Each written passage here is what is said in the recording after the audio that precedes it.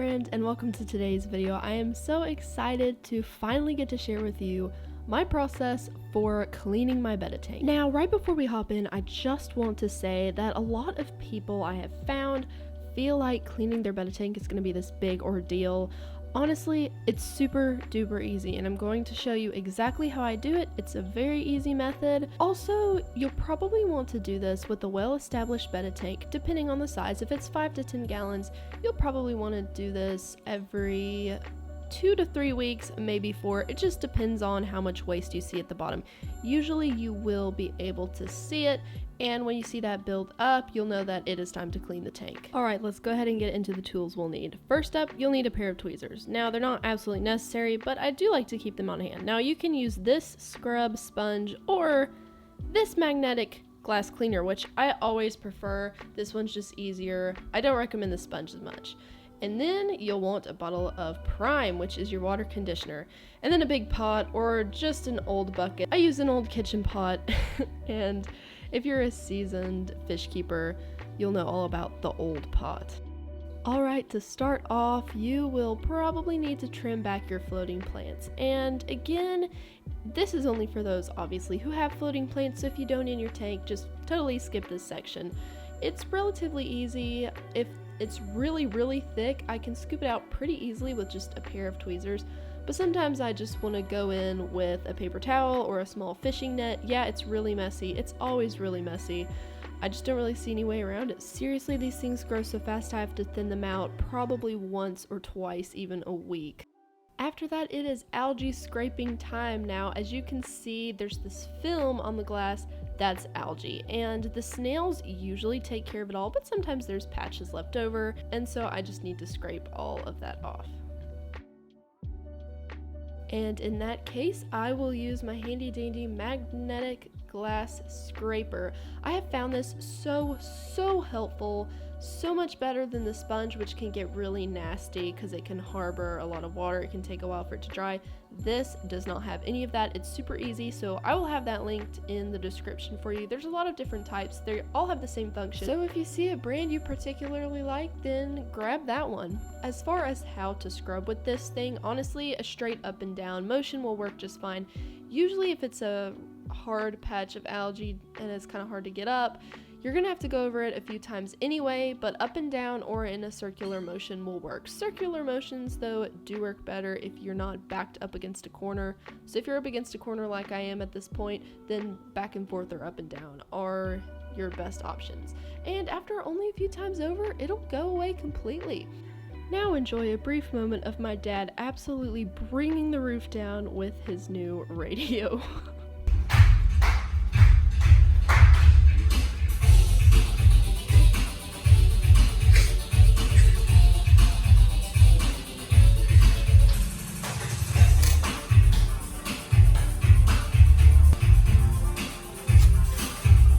Probably not something you would expect in a peaceful tank cleaning video, but yeah, that's reality.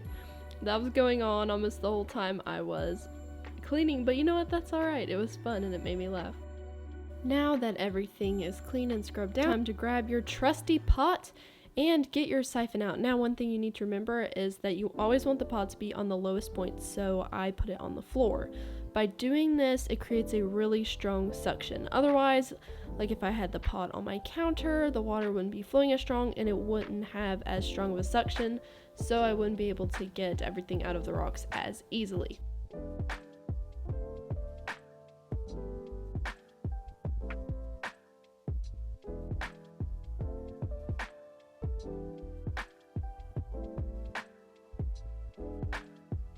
Now in this clip you will notice that I hover over the seed pod and it sticks to my siphon and I cannot get it off. I have a little trick for doing so and I just want to show you that really quickly. So if you need to stop the water flow really quickly, just take your finger and stick it over the flow, and as soon as you remove it, it will go back to normal. You don't have to do anything, but that will help you loosen anything, or if you accidentally suck up a snail or something, that will stop the flow immediately. After a lot of the waste has been siphoned from the rocks, go ahead and get some fresh water. Don't forget to try to match the temperature of the water in the pot to the temperature of your tank, just so it doesn't shock your Betta when you pour it in there. And then dechlorinate it. Don't forget this part, super duper important. I use Siphon Prime. Now, the dosing instructions on the back, it's 1 capful per 50 US gallons, and since my tanks are definitely much smaller than 50 gallons, it's hard to dose using the cap, so I just put a little splash in and then I stir it with my hands. If any of y'all know a better way to dose or to use the cap to dose prime, please let me know, because I still haven't figured that out. And then after you're done with that, just pour it in.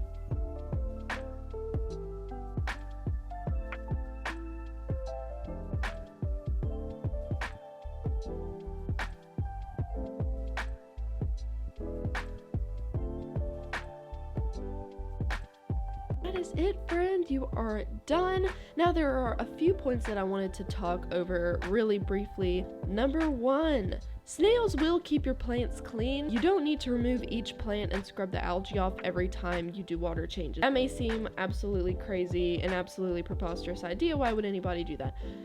I have had people come to me and tell me that they did that before when they were first starting out, that they removed every plant from their tank every time they did a water change to scrub it down. You don't have to do that. Just get a snail or two. Nerite snails are wonderful. But really, you could go with any other snail. I just find that nerites are really good for cleaning, as well as ramhorn and bladder snails. Number 2, your tank doesn't need to be and should not be perfect. A lot of people feel like when they're setting up their tank, when they're cleaning their tank, it needs to look perfect. It needs to look beautiful, crystal clear all the time. There should not be any, dead leaves or breaking down dead plant matter. There shouldn't be any of that on the gravel. The gravel should be clean, no waste, nothing. And the truth of that is, you do not have to have a perfect tank. Your tank should not be spotless. It's an ecosystem. It is a living and active ecosystem, and stuff like that is found all over in the wild. There's going to be plant matter just laying around, and while you don't want your tank to be absolutely filthy, it doesn't need to be sparkling clean. Number 3, you don't need to remove your Betta while cleaning the tank. Just be mindful of where he or she is so that you don't hit them with the siphon or cause extra stress or cause fins to be ripped. And lastly, if you dose liquid fertilizer in your tank because you have live plants that need it, don't forget to go ahead and dose it after you change the water, since a lot of that will be removed in the water, especially if you are doing a 50% water change along with the cleaning, which is what I typically do. Just go ahead and dose that. And after all that's done, you will have a soaked siphon. So I wanted to show you how I kind of clean that out and allow it to dry so that it doesn't get moldy or icky. Essentially just pull all the pieces apart, detach the hose, detach the siphon, detach all of it, and sling it. Fling it like you mean it. I'm serious. Get all that water out. There will probably still be some moisture left over, but I recommend hanging it outside. I have this convenient hook. We typically use it for plants, but I just hang it there, and if it's a sunny day, it'll be dry after about a day. Do the same with everything else. The siphon, just fling it, get as much water out as you can, and then pull it all apart and allow it just to sit out in the sun and dry. This is the easiest method that I know, and it will keep things from molding, and your siphon will last you for quite a while. And that, friend, concludes today's video. I hope you found this helpful. If you have any feedback or any more questions, feel free to put them in the comments. As always, have a wonderful day, and I will see you in the next video.